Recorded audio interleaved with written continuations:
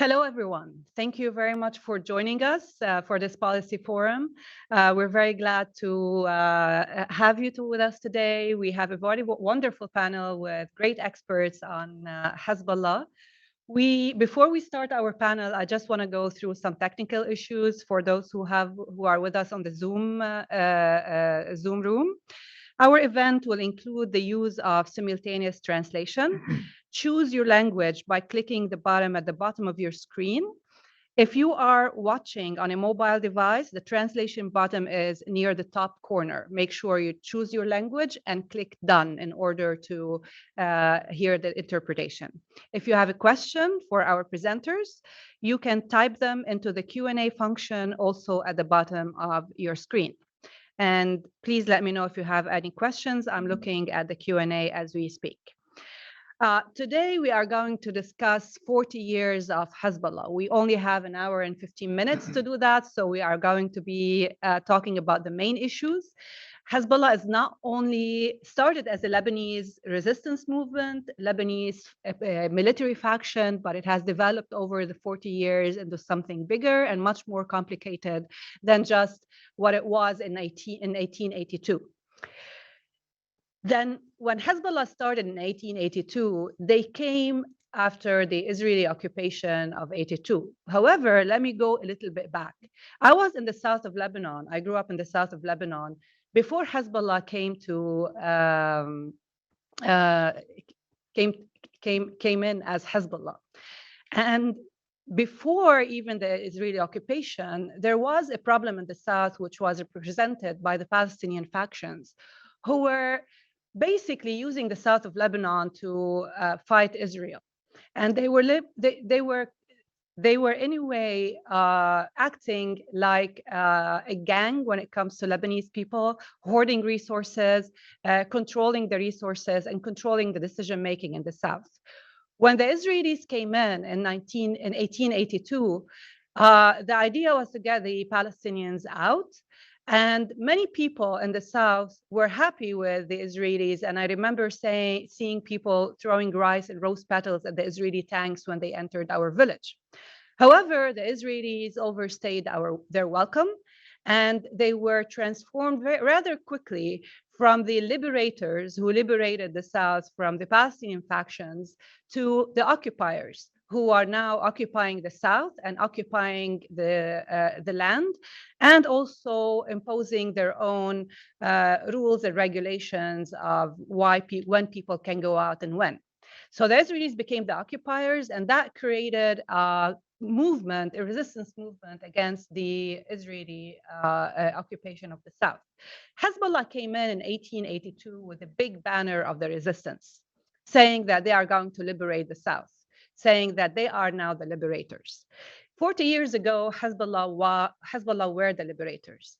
They came in, liberated the south, imposed their own, way of resistance. Although we have to remember that the resistance in Lebanon against Israel started before Hezbollah, and it was much more secular than that. But they claimed that they are the resistance that liberated the south. However, since then, many things have changed, and they have transformed from the liberators again to the occupiers. We don't know who is going to liberate Lebanon now from Hezbollah and the Iranian occupation, but we know that now a lot of people in Lebanon view Hezbollah as the Iranian occupation. They are no longer the liberators, they are no longer the resistance. Many things have changed. This did not happen overnight, obviously. It happened through 40 years, and Hezbollah went through many shifts while this is happening. Their pillars of support, whether it's the resistance or social services or the identity, the Shia identity, also have shifted. And I just want to share with you one graph. Corey, if we can put the graph up in order to show just a little bit of these shifts that Hezbollah went through and how it changed their image from a liberator to the occupier, which is basically, these are some of the main shifts. Obviously, there are others. The 79, 89, 85 phase was the beginning of Hezbollah. 1992, 1996 was the Nasrallah phase, which basically today we are looking at Hezbollah's 40 years, but today 30 years of which actually we had Hassan Nasrallah as the general secretary. So Hassan Nasrallah and Hezbollah became one of the same in a way. Eventually, the shifts the peak of Hezbollah was in 2000 when the resistance operations reached a phase where they actually were able to tell the people that they liberated the South. We don't know what happened really then, how the Israelis left, if the Israelis actually were pushed out by Hezbollah or not, but Hezbollah's peak was in 2000 when they actually can claim that they were the liberators of the land. Things went down afterwards, of course. In 2006, the war was unnecessary. A lot of people will tell you that the war was unnecessary. The land was liberated, so why push it? In 2007, the May 7, 2008, the May 7 events of 2008, when Hezbollah used their arms against the Lebanese for the first time, and then the Syria war, which changed Hezbollah drastically. And last but not least is the protests of 2019, when Hezbollah's major shift happened, where suddenly now people realize that Hezbollah is the umbrella that protects the corruption and the corrupt political class and the system, and that they actually do not want to change any of that. And they sided with the political class against the protesters. And this was the major recent shift for Hezbollah. So these are the main pillars that today Hezbollah, the father figure that came to the Shia community. Corey, we don't need the graph anymore, thank you. The Shia community saw Hezbollah at the beginning as the father figure who came to them and said, you don't need to be Lebanese citizens. You can be my children with your Shia identity, and I can liberate you, protect you, and provide for you. Today, that has changed drastically. The father figure is no more. Today, the father figure is feared, not loved. And today, it's acting more like a drug cartel, a mafia, and occupying force. We're looking at a new moment today with what's happening in Iran with the protests. And there might be a possible shift with Iran's proxies in the region, including Lebanese Hezbollah. So how is Hezbollah also looking at that? We have great speakers today to talk about these major shifts and the changes in Hezbollah globally, with my colleague Matthew Levitt, and inside Lebanon with my friend and colleague Muna Fayad, and also the regional Hezbollah role, mainly in Iraq, because probably they've been there the oldest, also with a great speaker, Akeel Abbas, joining us from Iraq. So I would leave the floor now to my colleague Matt Levitt, who can talk more about global Hezbollah and the changes. Please go ahead. Thank you, Hanin, very, very much. It's a real pleasure to be on this panel with you and virtually with Mona and Akeel. I have to tell you, the ability to have an event marking the 40th anniversary of Hezbollah, a 40th anniversary that Hezbollah itself is recognizing, is a little bit surprising for me, because for so many years, Hezbollah officials denied that the organization existed at all in 1982. And if you had asked me even a few years ago, I would have anticipated that Hezbollah would celebrate its own 40th anniversary on the anniversary of the 1985 open letter. Because, of course, in the early years, 82, 83, 84, we saw a series of spectacular car bombings, truck bombings in Lebanon, in Kuwait, carried out in the name of Islamic Jihad. For years, we've had senior Hezbollah officials saying Islamic Jihad is something else. It's not us. We've not been involved in that.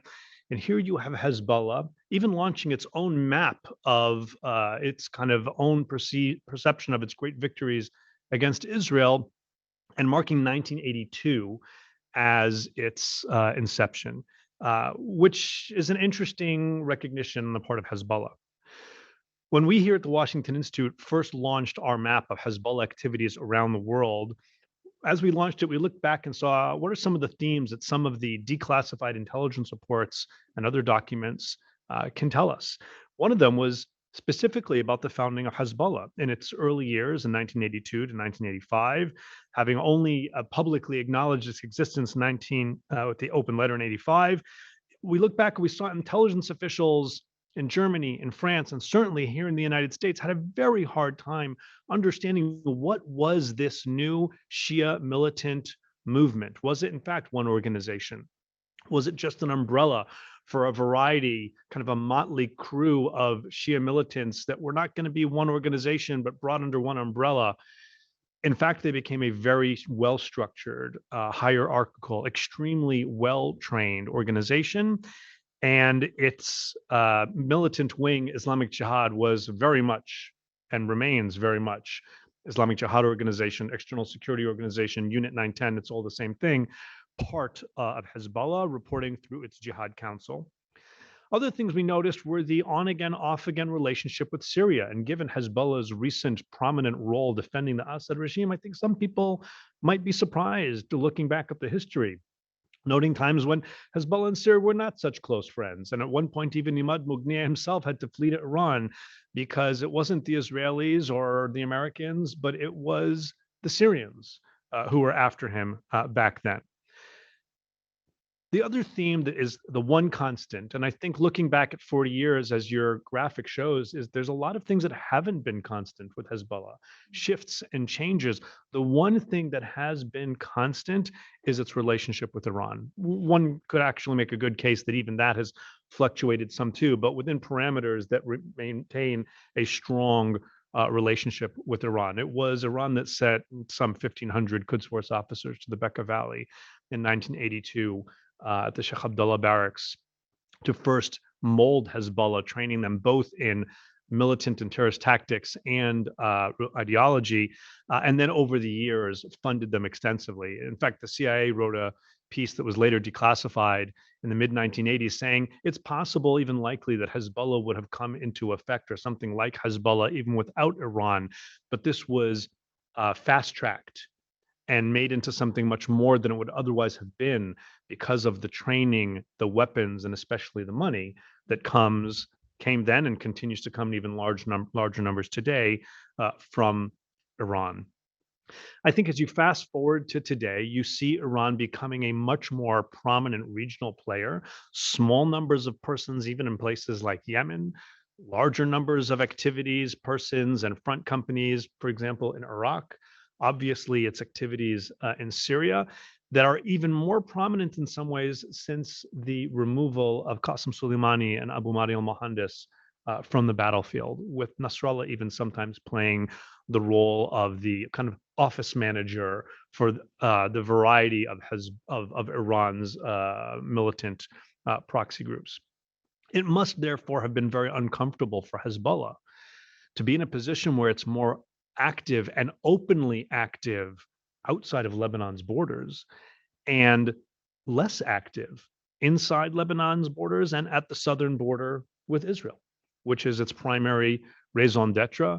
It's the reason that it can call itself a resistance organization. And I think that's why you're seeing today, as Hezbollah's role in Syria has largely come to an end, you're seeing Hezbollah trying to find ways in which it can still scratch that resistance itch, can still do something that is of a nature of resistance vis-a-vis Israel, but nothing so great that will cause the Israel Defense Forces to respond heavily against Lebanon, which no one in Lebanon wants, not even Hezbollah.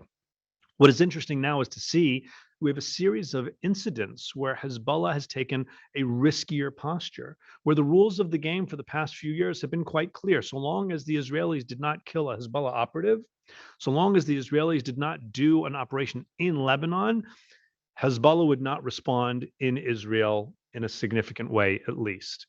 But now you have three instances, as I look at it, where Hezbollah has slowly been kind of changing the rules of the game, trying to do things just enough to be able to demonstrate to not anyone outside, but to Lebanese within Lebanon, that its weapons are not in the service of Iran and not in the service of Hezbollah as its own entity, but in the service of Lebanon. The first was when Iran started sending small shipments of oil, and Hezbollah came out and said, we consider these ships to be Lebanese territory. And if anybody had attacked them, they were therefore saying they would respond. That is changing the rules of the game, but probably not by that much because nobody was expecting those ships to get hit.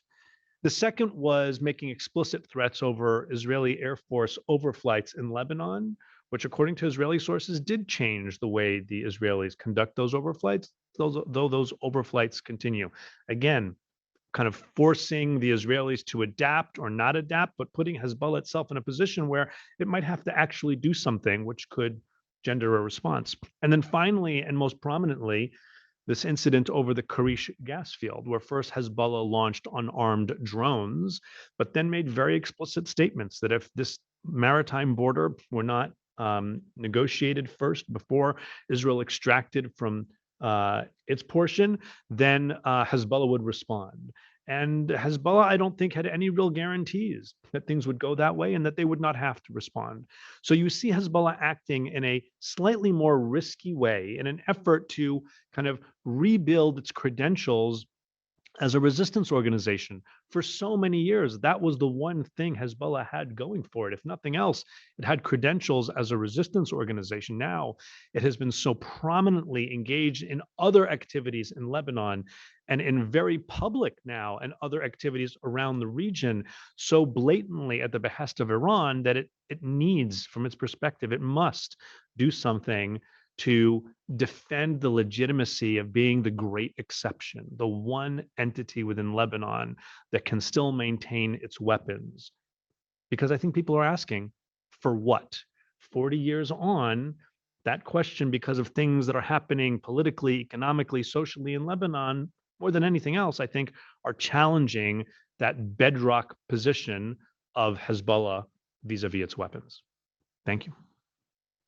Wonderful. Thank you very much, Matt. I have a few questions for you that will come to you, back to you with the second round when we open the floor to questions and answers. Before we move on, just to remind you that if you have any questions to any of the speakers, please use the Q&A function and type in your question and I will relay it.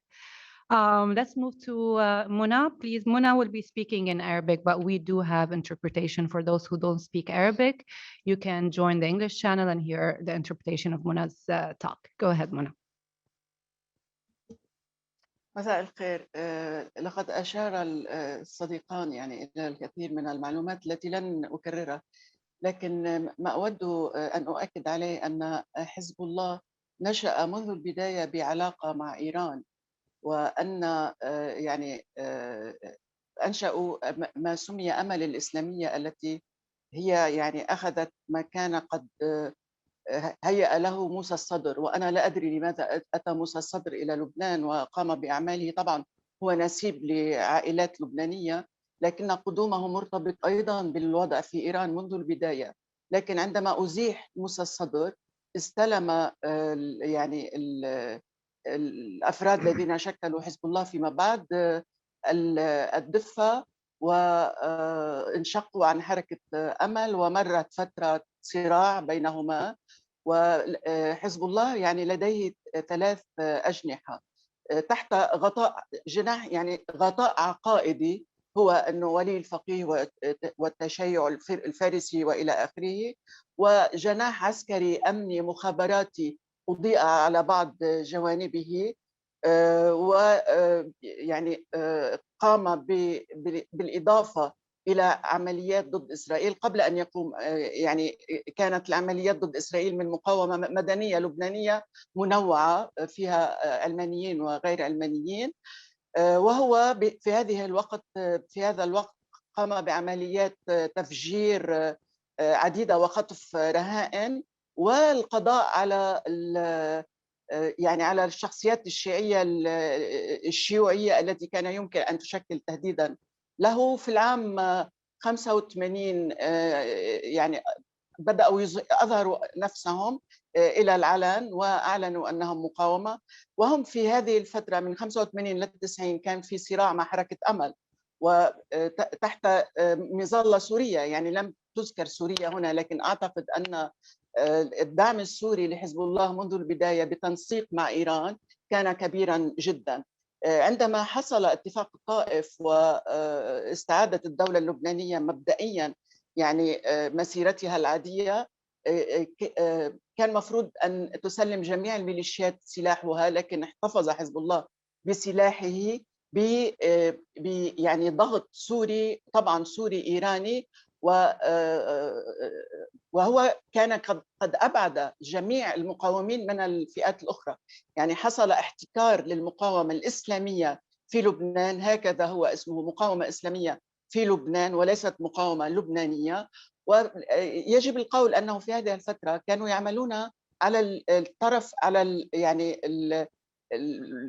الناحية الأخرى الذين اهتموا فيها، وهي تأطير الناس، تأطيرهم. يعني نحن نعرف أن الدولة اللبنانية مقصرة تجاه الأطراف جميعها من عكار إلى بقاع، لكن في الجنوب يعني يبدو التقصير أكثر بوجود إسرائيل وعملياتها ضد الجنوبيين. وبالتالي هو عمل على تأمين الجوانب الصحية والرياضية والترفيهية وجميع الجوانب، وأوجد طقوسا شيعية مستوردة من جديدة. يعني أوجد الكثير من المناسبات التي لم يكن الشيعة يحتفلون فيها، من يعني 40 جميع القديسين والذين استشهدوا إلى آخره، سموه أما أو بنات وأبناء النبي، ويعني هذه الفئة. ومنعوا الحياة الاجتماعية العادية، منعوا الأغاني العادية، منعوا الاحتفال التقليدي بالأعراس وإلى آخره، ومارسوا نوع من ضغط على الناس، لكن في نفس الوقت كانوا يقدمون لهم الدعم والمال لكي تتحجب النساء وإلى آخره. يجب القول أنه من 90 إلى 2000 كان سلوك يعني أعضاء حزب الله الذين قاوموا والذي كانوا يتصرفون بشكل يعني جيد مع الآخرين، لا يقومون بأي أعمال تخل بالقانون، وتركت يعني الأعمال الفساد والزعرنات كما نسميها لحركة أمل. وبذلك كسبوا كثيرا من يعني من عاطفة اللبنانيين في الجنوب وفي لبنان ككل. في العام 2000 عندما تحرر الجنوب، لن أذكر حيثيات هذه المسألة اللي هي للنقاش، بدأنا يعني الفئات اللبنانية يقول أنه الآن يجب تسليم سلاح حزب الله للدولة اللبنانية، يجب أن تحتكر الدولة اللبنانية السلاح.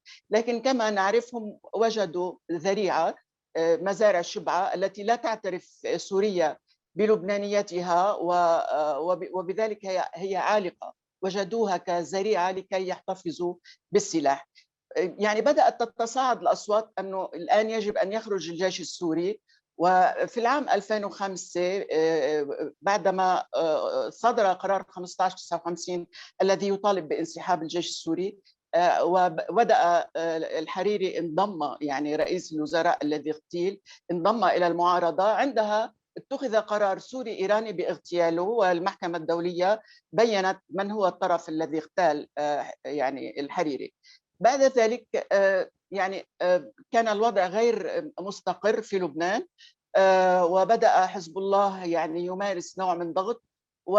وهنا نحن نربط بالعام 2006 بين الحرب التي حصلت بين لبنان وإسرائيل بحاجة إيران إليها، لأنها إيران في هذه الفترة تعرضت لضغوط دولية من أجل برنامجها النووي، وقام حزب الله بخطف جنديين وقتل 6 جنود.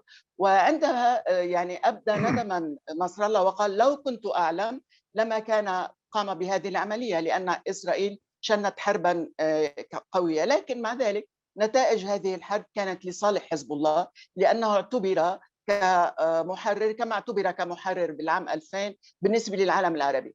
لكن عندما بدأ يحول سلاحه نحو الداخل بالعام 2007 يعني وهناك حوالي 100 ضحية لسلاحه تجاه بيروت وأهلها، حصل عندها اتفاق الدوحة، وهو أعطى حزب الله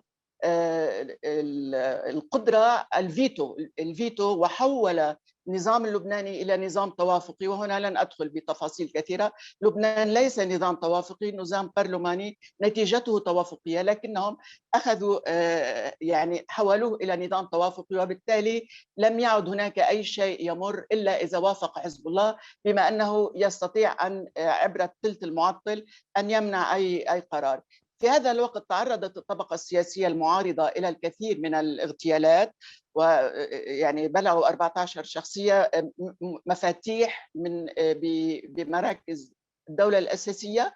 وبعد ذلك يعني ضعفت هذه المعارضة واضطرت أن تخضع، لأنه كان يستعمل العصا والجزرة، وأعطيت الكثير من الفوائد المالية.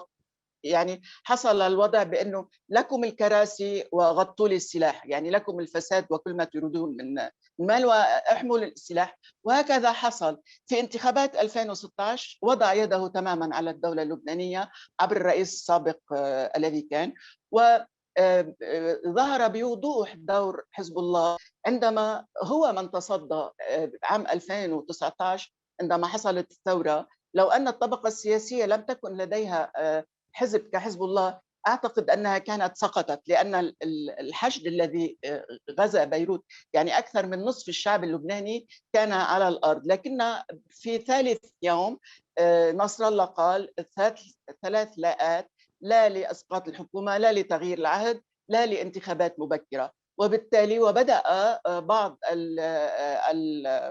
الميليشيات من الشيعة يرسلهم ويعتدون على المتظاهرين، وشرطة المجلس أيضا ساهمت بذلك، هي تابعة للرئيس نبيه بري رئيس البرلمان. وأتت يعني كما يحصل الآن في إيران، يهدفون إلى إصابة أعين المتظاهرين، وهناك 8 أشخاص فقدوا عيونهم. الآن ينظر إلى حزب الله ك يعني من معظم اللبنانيين، لكنهم لا يتجرؤون جميعهم على الاعتراف بذلك، بأنه يحتل لبنان بالواسطة، يعني أن إيران تستخدم هذا الفصيل من الحرس الثوري، لأن نصر الله اعترف بلسانه أنه تابع، أنه جندي عند الولي الفقيه، وأن تمويله وأسلحته وكل ما لديه هو تابع لإيران.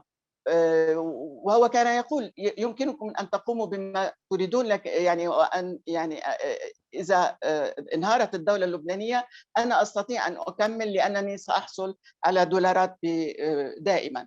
الآن هو في مأزق، يحاول أن كما قال ليفيت يحاول أن يظهر نفسه كمساعد للبنانيين، وقال أنه سيستورد النفط، لكن حتى الآن استورد القليل وبيع في السوق بنفس الأسعار تقريبا، أرخص بشكل ضئيل، ودخل إلى لبنان من دون جمرك، يعني كان لديه هامش من الربح، بدل ما يذهب للدولة اللبنانية ذهبت إلى جيوب المستوردين.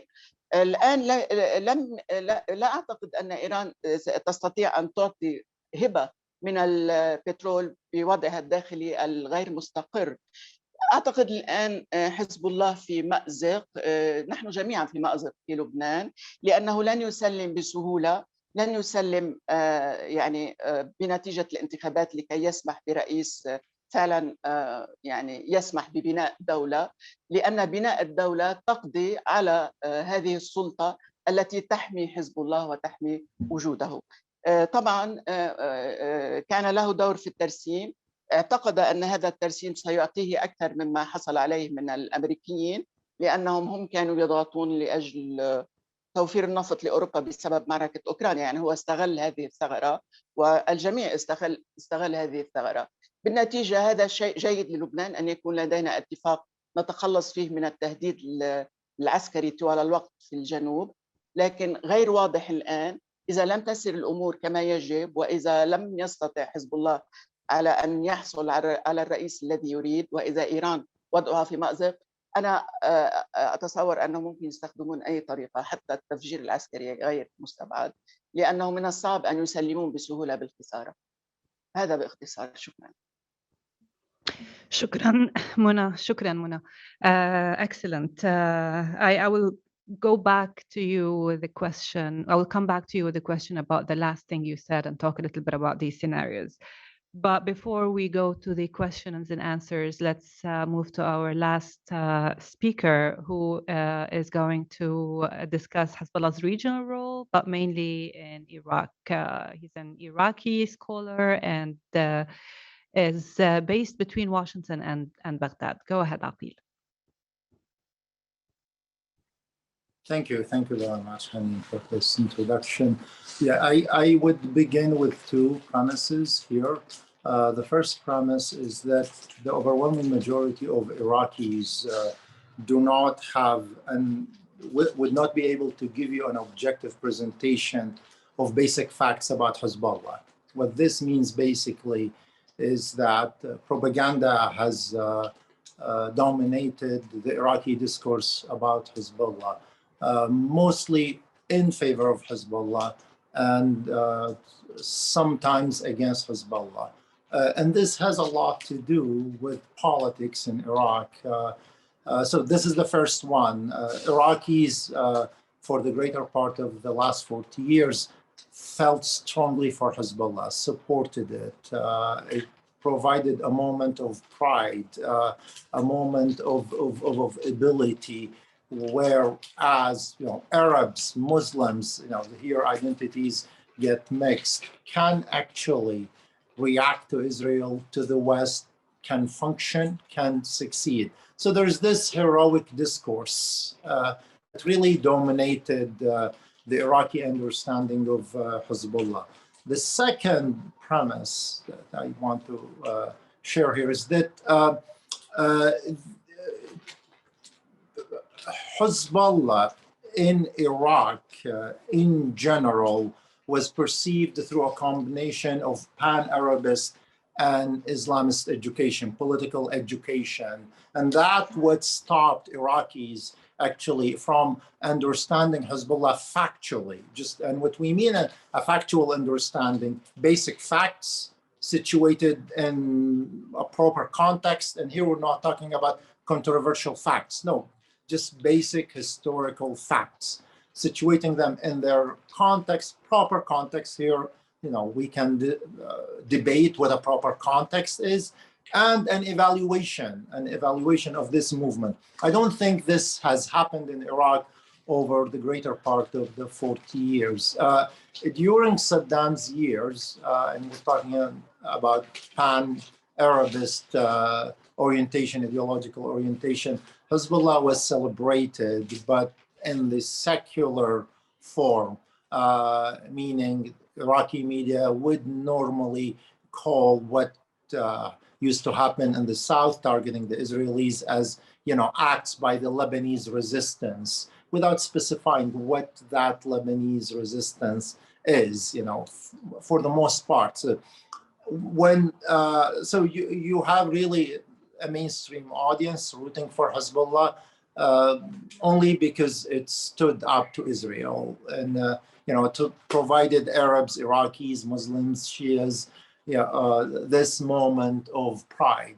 When the Saddam regime was overthrown and the new regime, Islamist, democratic, however you want to call it, it still requires lots of discussing. But generally speaking, in the early years of the current regime, the lot of Hezbollah was tied to the lot of the Shia Islamist parties in Iraq. In other words, these Islamist parties enjoyed, mainly because of the backing of the Shia Marja'iyya in Najaf, enjoyed wide popularity in the early years, were supported by Marja'iyya. The entry of identity politics in Iraq basically meant that Hezbollah looked to a majority of Shias as a model to follow,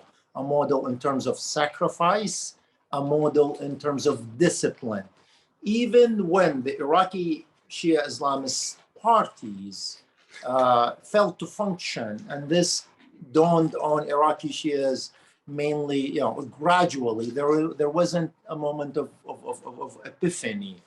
This gradual coming to the truth of these parties, and this took a number of years. Even though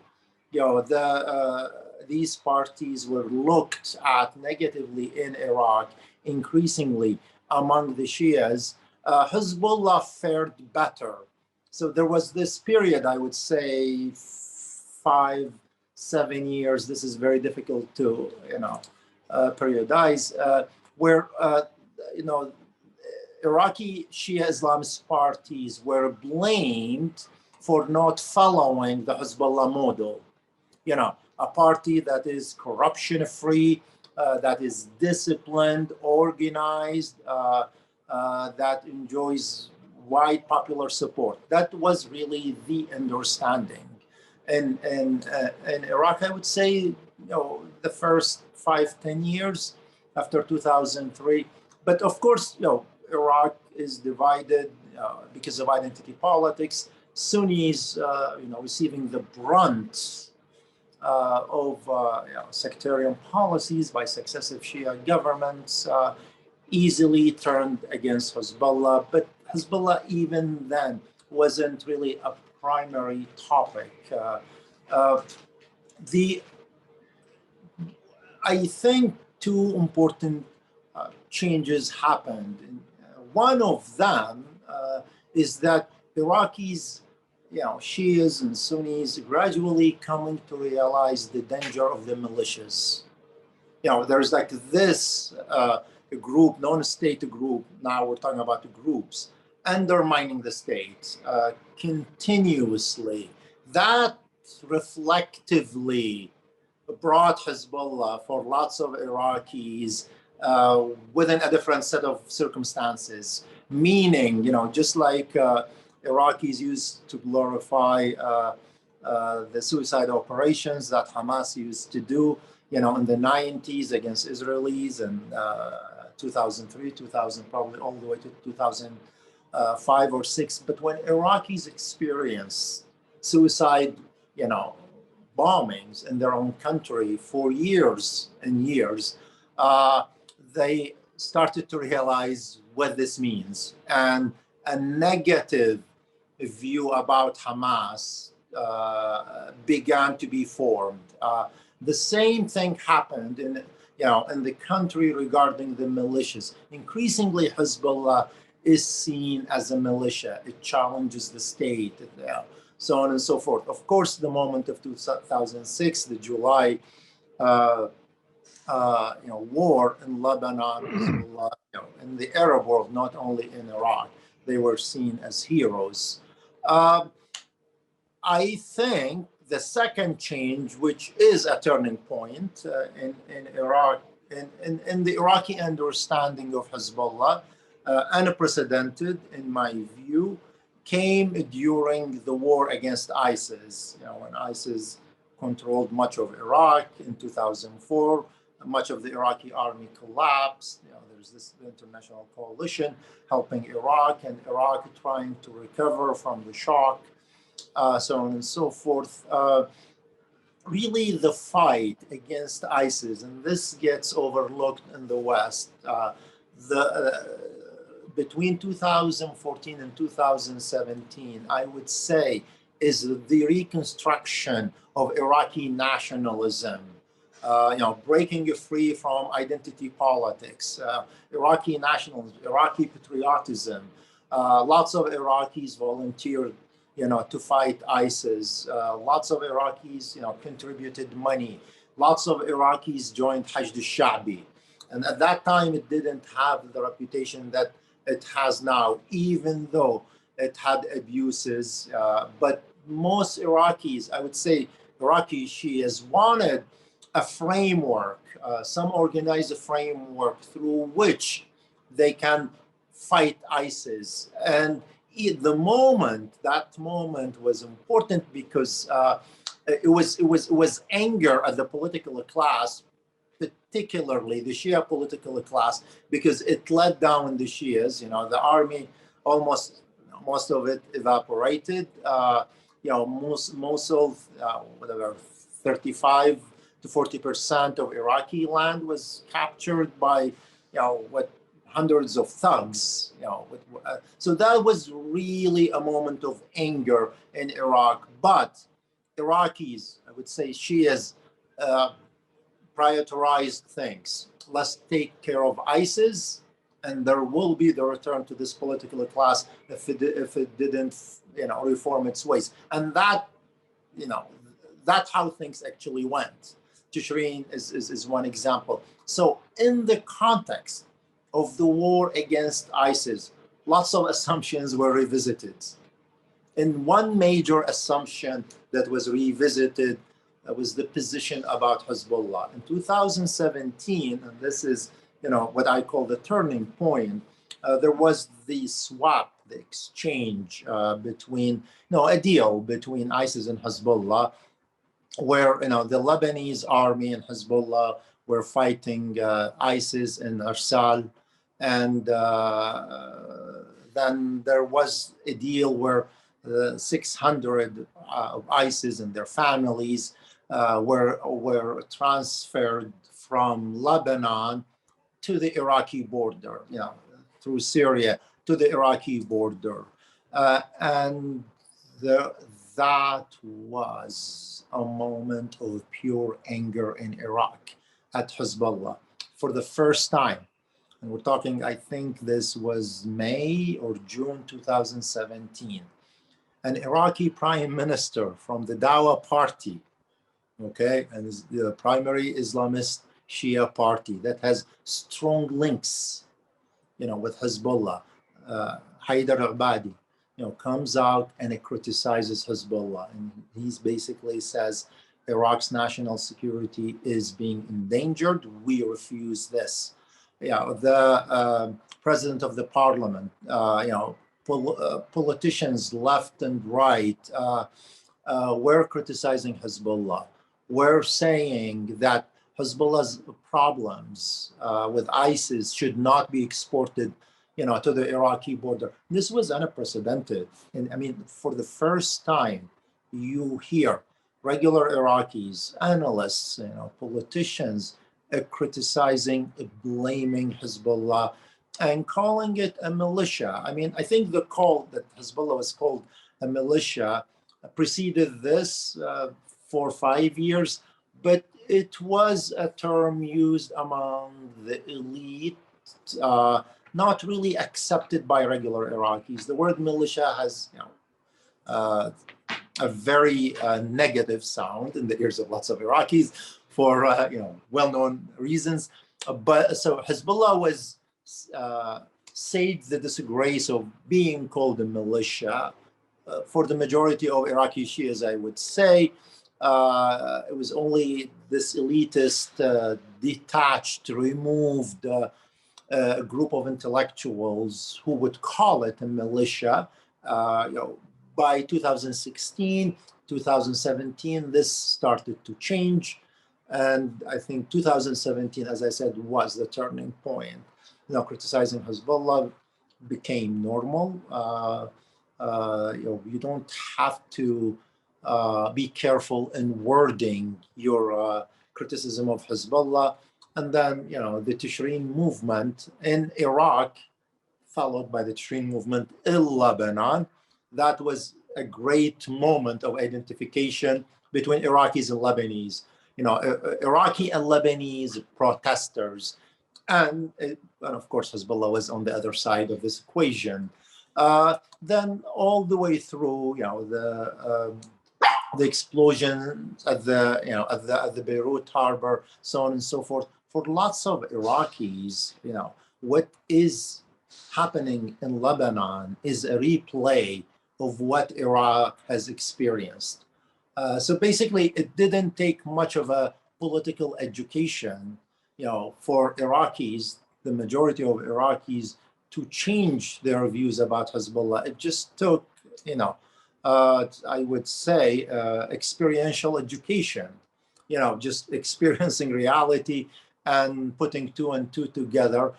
Today, I don't think Hezbollah is looked at in Iraq with any sense of admiration.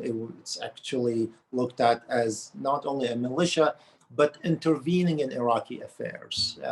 Kawtharani was, after Soleimani was killed in Baghdad, 220, so the Iranians didn't have anybody to basically manage the Iraqi dossier, so they appointed or had the agreement to have Kawtharani do this, a main Hezbollah person in Lebanon, but also Hezbollah before that played a role in Iraq. It trained some of the Iraqi militias. It had deals, and this is one additional factor of that added to the anger of lots of Iraqis. When Iraqis started protesting, corruption, Iraqis always knew corruption was going on, but the focus on it over the past few years, has shifted. It's not this fatalistic view that we have bad politicians and they will reform their ways or things will change. So, but I'm so sorry, I have to interrupt your very interesting talk, but we are beyond the time limit. Can I ask you to wrap up, and we will come back to you with more on this after the Q&As. Thank you. Sure. Yeah, just one sentence, I would say. Mostly Hezbollah nowadays is seen similarly to how the armed groups, Hashd al-Sha'bi, that doesn't follow the state. This is how it is seen generally. Not much of looking up to it or following up on it with a sense of admiration. I think Hezbollah mostly lost the majority of Iraqis over the past few years. Thank you. Excellent. Thank you very much, Akeel. I'll come back to you with a question on this last point. We are going to start taking the questions from the audience. I already have a few here listed. I will start with them and add my own questions to the speakers. And just to summarize everything, format between the questions you have is one is basically about sanctions, and this is something that you worked on particularly, is whether you think that the Biden administration is working with France and the EU to designate Hezbollah in its entirety as a terror organization. Do you think this is going to happen anytime soon? And how effective and important would such a designation be? Another question is, I would like to ask you a question about the drug operations, the global drug operations, Latin America and Africa, across the world, and the money laundering of Hezbollah. Did you sense any shift in these kind of operations throughout the years along the shifts that we've been discussing? For Muna, we're going to go through to another round. One of the questions that has been asked here, you said last thing you said was very interesting yet concerning, is about the possibility of military action that Hezbollah might use in order to fight for its interests in Lebanon and the region, to make sure that it continue imposing its own political will in Lebanon. And that you said something along the lines of possible use of arms. And one of the questions that the audience is asking is, how likely is another war between Israel and Hezbollah in the next 12 months or so? So what kind of, when you say that possibility of of use of arms, is this internally? Do you see this as do you see another war with Israel? I've been looking at this closely, and I feel that what Matt also said, I agree with. Hezbollah is trying to avoid a war with Israel, and it's focusing its arms more internally against the Lebanese these days. They don't want to, they cannot afford a war with Israel, but they can afford a war against the Lebanese people and the people of the region. So I would like to hear your take on that. And Akeel, after Qasim Soleimani, you mentioned something about, like Hezbollah's role. I would like to know more, a little bit, if you can briefly summarize. I know it's very hard to be brief about this. What's Hezbollah's relations to the Iraqi militias, which after Soleimani supposedly have been going through a very messy process of coordination and cooperation? So where's Hezbollah's role, and how did it really change, and what are the dynamics of this relationship? So if we and if you, for the audience, if you have other questions, I'm looking at the Q&A function now, so keep them coming. We still have some time. Matt, please. Thank you, Hanin. So we don't have a lot of time. I'm going to try and tie these two questions together. Look, sanctions targeting Hezbollah have been tremendously effective. I've argued that we did not capitalize on the opportunity when Hezbollah was actually really on some significant financial ropes, as they were deeply entrenched in the war in Syria at a time of significant international sanctions. But the sanctions still are very effective, and as you have written, as I have written, have forced Hezbollah, for example, to curtail support for political, social issues in Lebanon and demonstrated its priority for bullets over other things. The US and others, including many European countries, have pressed the European Union to designate all of Hezbollah as a terrorist group. In 2013, the EU designated just the terrorist and military wing. Since then, the United Kingdom, Germany have both designated all of Hezbollah. The Netherlands already had, and a variety of other countries, Kosovo, and a couple of others have taken non-designation, but other types of actions to kind of list Hezbollah as a terrorist group, and with implications for things like travel. There's a connection to the issue of Hezbollah's role in the international narcotics trade, which is primarily outside of Lebanon, where we're not talking about the Bekaa Valley or Captagon or any of that. Outside of the Middle East is primarily not Hezbollah producing hard narcotics, but providing key logistical roles, both in transportation, but most importantly, and protection, but most importantly, in terms of laundering the proceeds of drugs. And we saw that, for example, in Operation Cedar in Europe, where the US and 7 other European countries cooperated in a massive investigation that led to convictions in French courts. The joint US-French investigations targeting Joseph Azmar in France and Iman Kobeisi here in the United States. But what we have seen on top of that activity is that it has been so successful. Hezbollah, especially since 2009, when sanctions on Iran and a drop in the price of oil, really a bunch of stars aligned, and suddenly Iran had to cut back its support for Hezbollah by as much as 40% for a short period of time. But that really pushed Hezbollah to diversify even more into criminal activity. By the time Hezbollah engages in the war in Syria and wants to supplement the weapons that Iran provides, which tend to be knockoffs of knockoffs, and Hezbollah really wanted its special forces, named for Imad Mughniya, to have AR-15s and other very specific weapons. They used these criminal networks to tap into weapons smuggling. And we saw the Ali Fayad and a whole bunch of other cases, many of which have been designated by the US Treasury. And we saw the overlap between the different types of illicit benefits that Hezbollah can gain through these illicit networks, which are not only about raising money, even when they are typically primarily there for that purpose. And so we've seen some very particular Hezbollah operatives playing roles here, who have been outed and named by the US and others. And so the connection between this issue to designate, to name and shame, to out Hezbollah for what it's doing while exacting financial costs is tied intimately to their expansion of their illicit activities in support of what they're doing in the region, but doing things to engage in illicit activities in Europe, in the United States, and then using the Lebanese financial system back home to bank and launder those profits.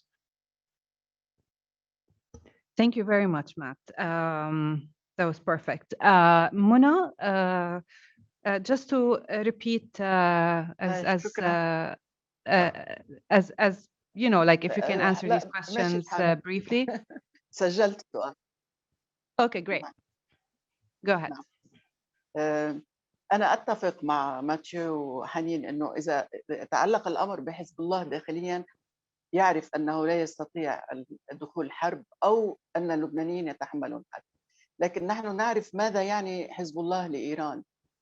إيران استغلت كثيرا القضية الفلسطينية ومحاربة إسرائيل عبر حزب الله، وكما ذكر الزميل من العراق كان لحزب الله صورة ممتازة وجعل إيران مقبولة في المنطقة ككل وكل نشاطات إيران يعني ولم تتغير صورتها إلا مؤخرا عبر دخول حزب الله إلى سوريا وقضية داعش الذي هو أرسلهم بالبسط.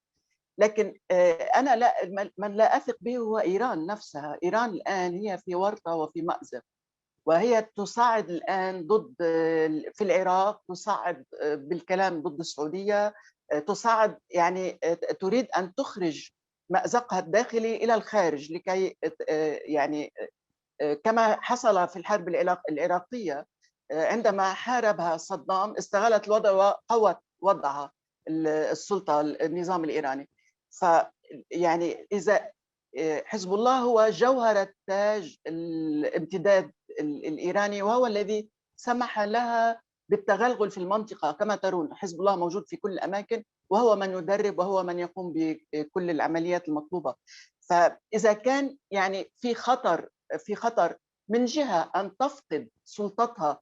خامنئي منذ يومين قال أنه تمدده ووجوده في لبنان وسوريا والعراق هو الذي سمح بمحاربة أو بالوقوف بوجه أمريكا، وهذا صحيح. عندما كنا نقول ذلك كانوا يكذبوننا، لكنه جاء واعترف أنه يحتل لبنان ويستخدمه لمصلحته. أنا هذا الذي يقلقني، أن إيران إذا قررت أن تصعد وأن تقول علي وعلى أعدائي يا رب وأن تقوم بحرب لكي تحفظ وضعها الداخلي، هذا ساعتها حزب الله الأمر ليس بيده، يعني هو مضطر أن يقوم بما تطلبه منه. هذا ما أخشى.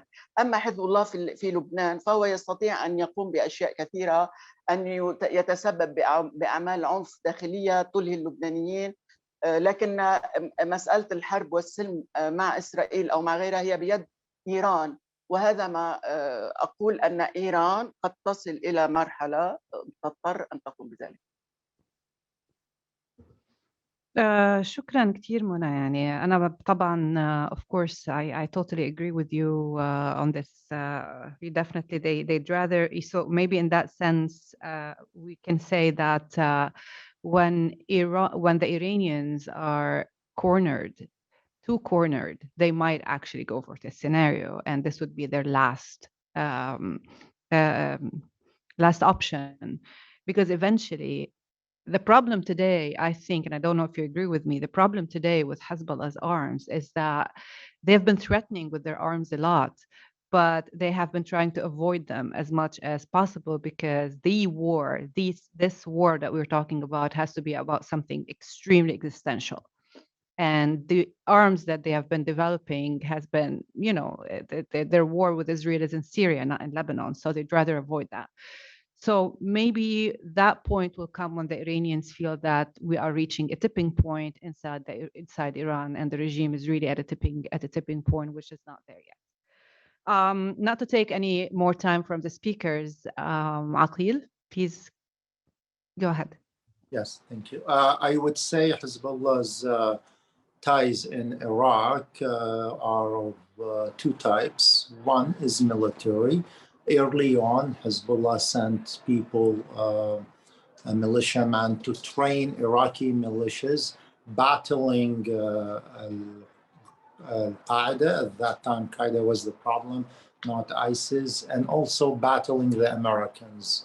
And if you remember, in 2007, there was the operation orchestrated by Ali Musa Daqouq, a Hezbollah militiaman in Iraq, in Karbala, leading, I think, to the death of 4 American soldiers. He was arrested, and when the Americans left, 2011, they handed him to the Iraqi government. The Iraqi government put him in the green zone, house arrest, more or less, until they finish the paperwork and they refuse an extradition case from the US, and he was released, sent to Lebanon. When he was under house arrest, Iraqi politicians visited him. That tells you a lot about the kind of ties. These ties, military ties, military cooperation, training mostly continued. Hezbollah would send people to train Iraqi fighters within Hashd Sha'bi or outside the Hashd Sha'bi, basically the Shia militias. And the second one are business ties. And, this is a shadowy world, but there is lots of talk that contracts in Iraq were granted to companies, front companies, for Hezbollah in communication field and security companies, the Baghdad airport, the fiber optics that deals with the internet and so on and so forth. Lots of talk.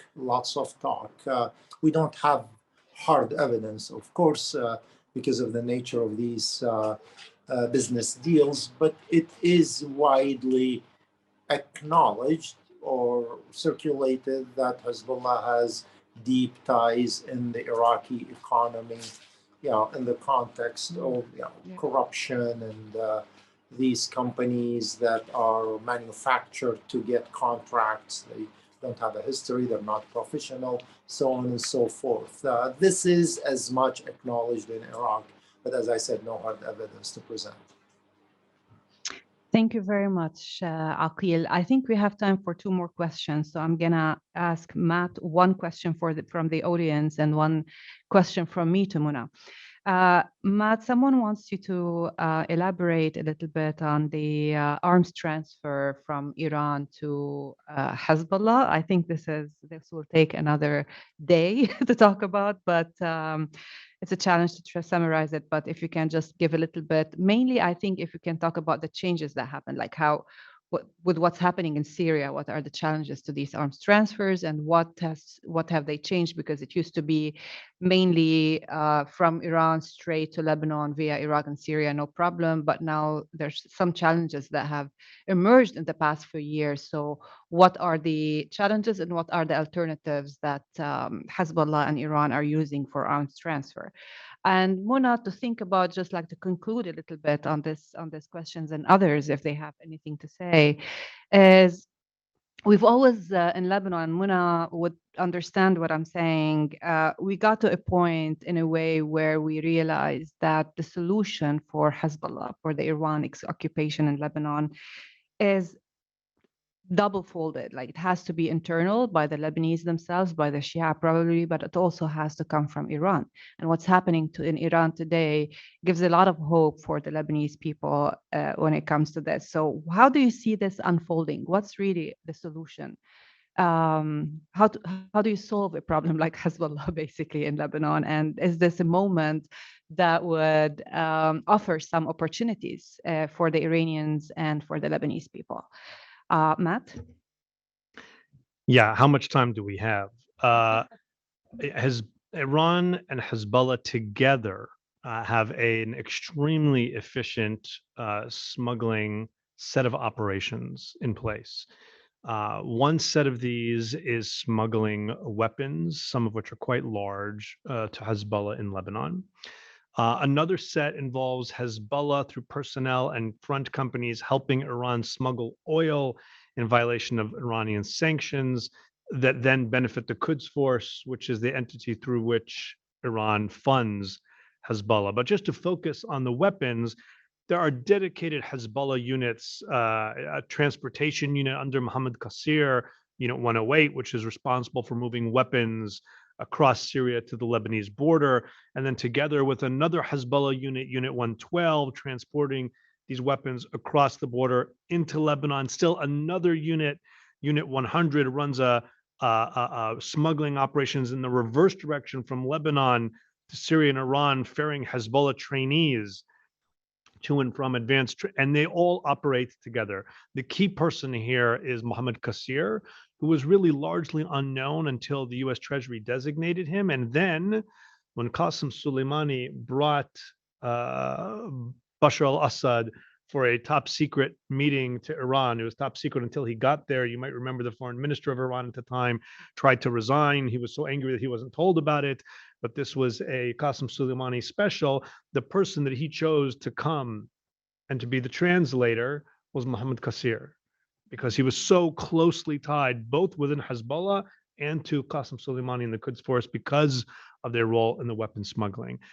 The most significant concern, of course, is the precision-guided munitions, those rockets that can be aimed at a specific building or window, and the packets that can be added on to older missiles that don't make them quite as precise, but make them smarter than they had been and are very important game changers for the Israelis. And as we try and calculate, as Mona did, as you mentioned, could there be a war? The biggest concern is potential for miscalculation. And at what point ever, maybe, do the Israelis feel that Hezbollah has accumulated so many of these precision-guided missiles that it's impossible to fully deter them, and their anti-missile systems, which has 4 different levels, may not be able to intercept them all. This is a critical area of imbalance that could be a reason for future conflict. Great. Thank you very much for summarizing such a complicated and long answer in 2 minutes. Mona, I am going to leave the final say to you, and just to broadly think about what would be your recommendations for this problem. يعني هذه مهمة صعبة جدا، لا أستطيع أن أتصور حل بسيط، لأن الحل لا يتعلق بنا نحن فقط أو بما أنا أرتئيه. الحل يتعلق بماذا سيحصل في إيران حقيقة. أنا أسمع الترجمة الإنجليزية، لا أدري لماذا. فإذا الحل يعني في الداخل، إذا أخذت الطبقة السياسية التي ادعت أنها السيادية وتريد أن يعني تقف بوجه نفوذ حزب الله وتجرأت، يعني عندها حزب الله سوف ينزعج، لكنه ربما يخضع ويقبل مقابل صفقات. لكن نحن نعلم وضع الطبقة السياسية في لبنان والاتفاقيات التي تقوم بها كي تحتفظ بالسلطة. حصل تغيير لكن غير كافي. يعني ماذا أقول؟ أنه أن نصل إلى مرحلة نستطيع أن نقوم باتفاق مع حزب الله أن يقبل بإقفال الحدود، يعني بتنفيذ القرارات الدولية. هذا يحتاج أيضا إلى ضغط دولي إقليمي، مساعدة من الدول الغربية، مساعدة فعلية.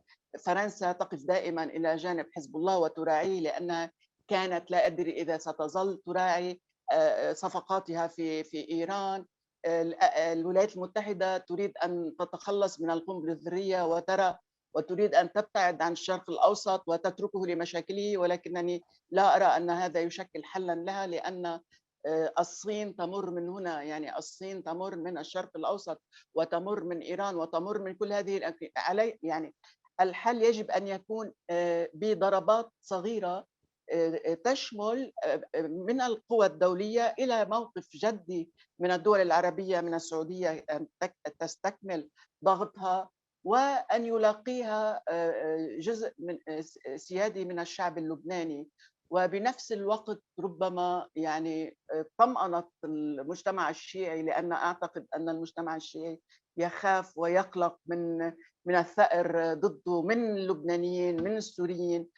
فهم يعني يجب القيام بما يسمح لهم بالاطمئنان لكي يستطيعوا ويتجرؤوا أن يأخذوا مسافة من حزب الله. الآن الجميع في لبنان يخاف حتى أن يقول أنه ضد حزب الله، فيما بينهم يقولون أنه محتل وأنه، لكن في العلن لا يستطيعون ذلك، يخافون. وهو لديه الكثير من أدوات الترهيب ومن أدوات تخويف الآخرين. ولقمان سليم لا يزال يعني لم يمر سنتان على اغتياله. طبعا لا أدري إذا سيلجؤون إلى الاغتيالات مجددا، لكن يعني الوضع صعب والوضع معقد جدا، وليس هناك من سيناريو واحد سهل.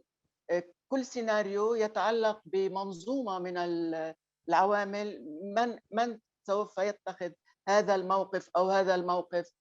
وبالتالي إذا كان حظنا جيد ويعني هناك قرار فعلي بمساندة الشعب الإيراني وبالوقوف معه ضد هذا النظام وباتخاذ التدابير التي يعني أعتقد أن ليس هناك أمل في أن يأخذ سياسات منطقية هذا النظام، أو أن يكف عن تهديد أوروبا الآن بواسطة أسلحته. يعني هذا متعلق بالمجتمع الدولي. هل سيضغط كما يجب؟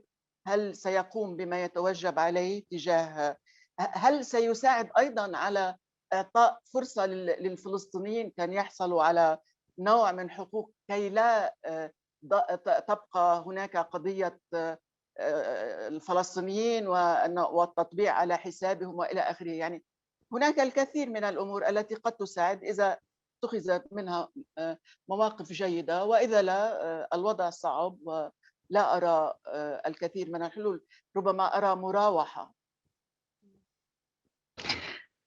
طبعا بضل عندنا أمل. We will always have this kind of hope, otherwise it will be difficult to keep living, right? It's not easy to say what you're saying while in Lebanon as we speak.